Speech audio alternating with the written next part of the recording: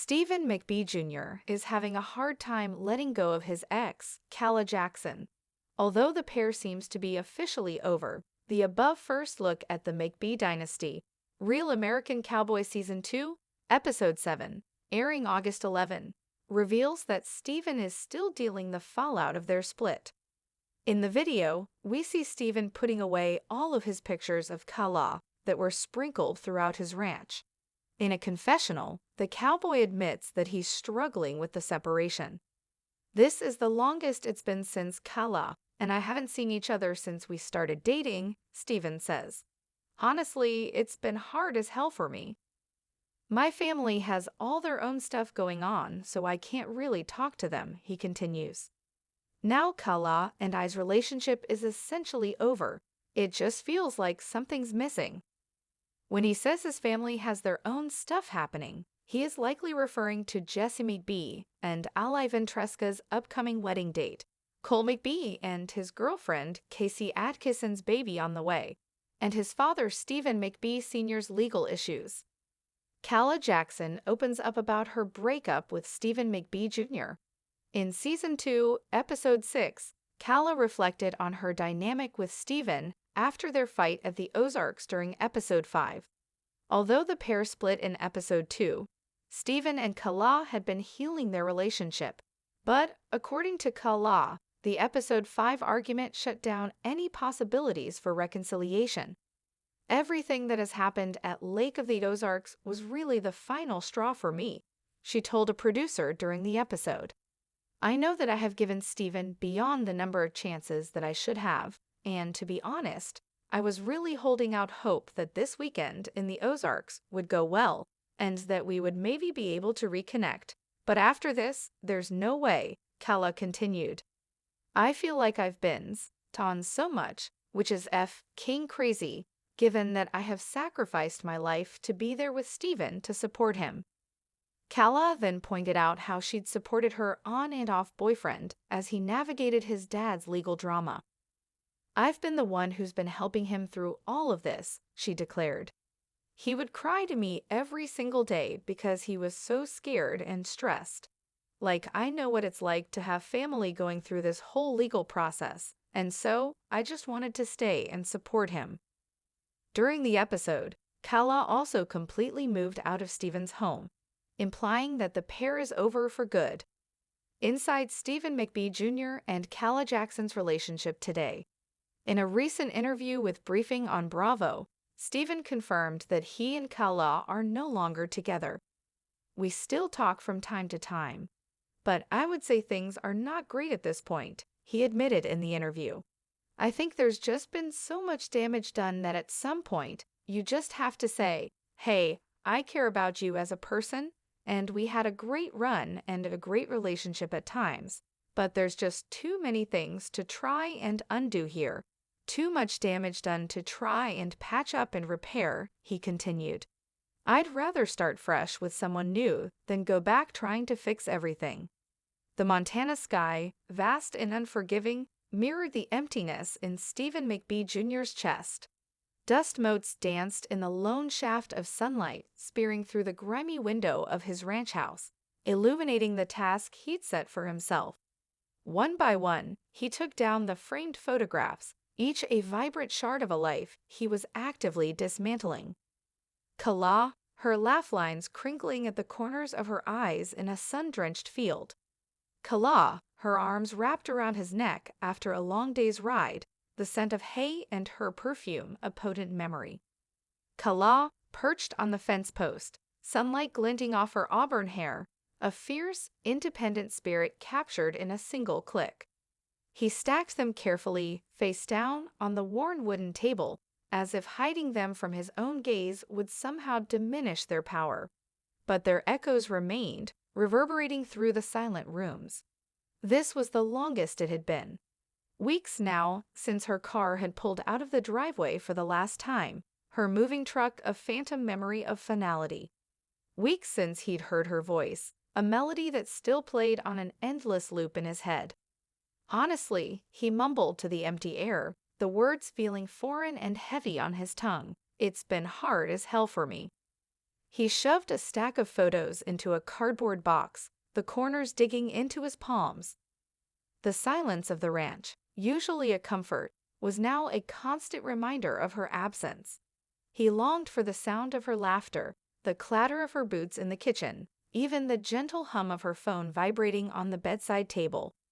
Now there was only the wind whistling through the eaves and the distant lowing of cattle, sounds that offered no solace. His family. They were all consumed by their own whirlwinds. Jesse and Allie's wedding was a whirlwind of tulle and floral arrangements, a joyous, all-encompassing chaos that left no room for his quiet despair. Cole and Casey were deep in the nesting phase, their world shrinking to the gentle curve of her belly and the excited whispers of nursery plans. And then there was his father, Stephen Sr., caught in the brutal currents of legal battles, a storm that threatened to capsulate their entire legacy. He couldn't burden them, couldn't add his own fractured heart to their already overflowing plates. Calah and I's relationship is essentially over, he confessed, the words tasting like ash. He ran a hand through his already disheveled hair. It just feels like something's missing. Something. A vast, gaping canyon had opened in the landscape of his life, a chasm that swallowed all joy, all purpose. He remembered the fight at the Ozarks, the brutal final act in their unraveling. He had been so sure, in the haze of reconciliation attempts after their initial split, that they were finally turning a corner. He'd seen the flicker of hope in her eyes, a reflection of his own desperate desire to make it work.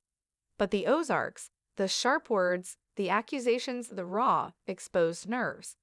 It had been a wildfire, consuming everything in its path, leaving behind only scorched earth.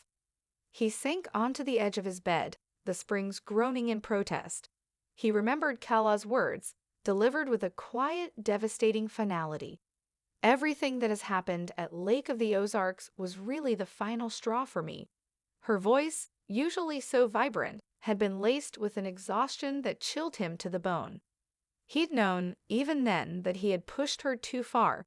He'd taken her unwavering support for granted, her boundless empathy.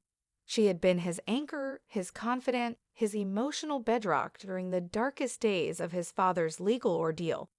He'd been a mess, raw and vulnerable, weeping into her shoulder, terrified of what the future held for his family, for him.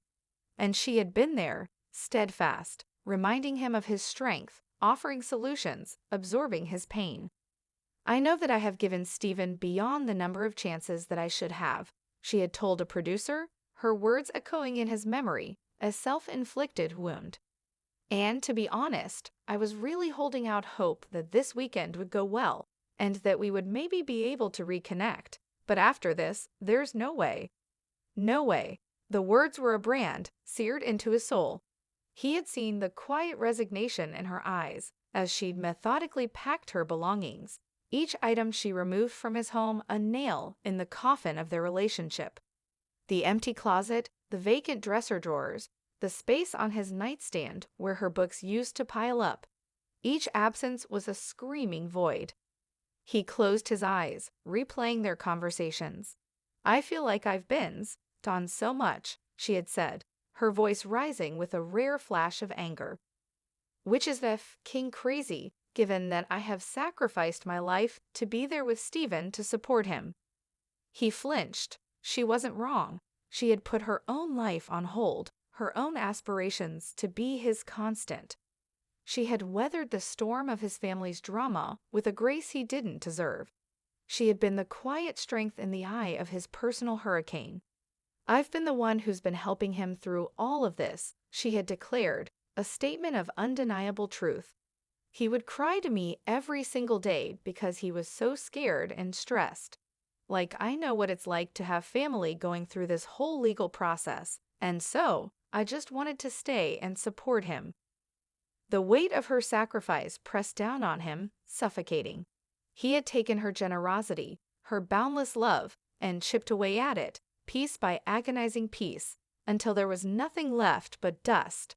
He had allowed his own fears and anxieties to manifest as unkindness, as neglect, as a casual disregard for the woman who had given him everything.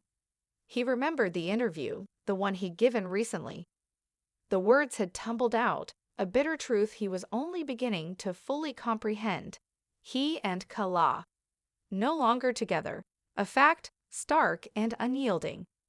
"We still talk from time to time," he had admitted, the lie feeling hollow even as he spoke it. A brief text here, a strained phone call there, mostly about logistics, about the lingering threads of their intertwined lives. No warmth, no intimacy, just the polite distance of strangers who once knew each other's deepest secrets. "I would say things are not great at this point," he had continued, the understatement of the century. Not great. They were a shattered mosaic, too many pieces missing, too much damage. He had tried to rationalize it, to make sense of the irreversible,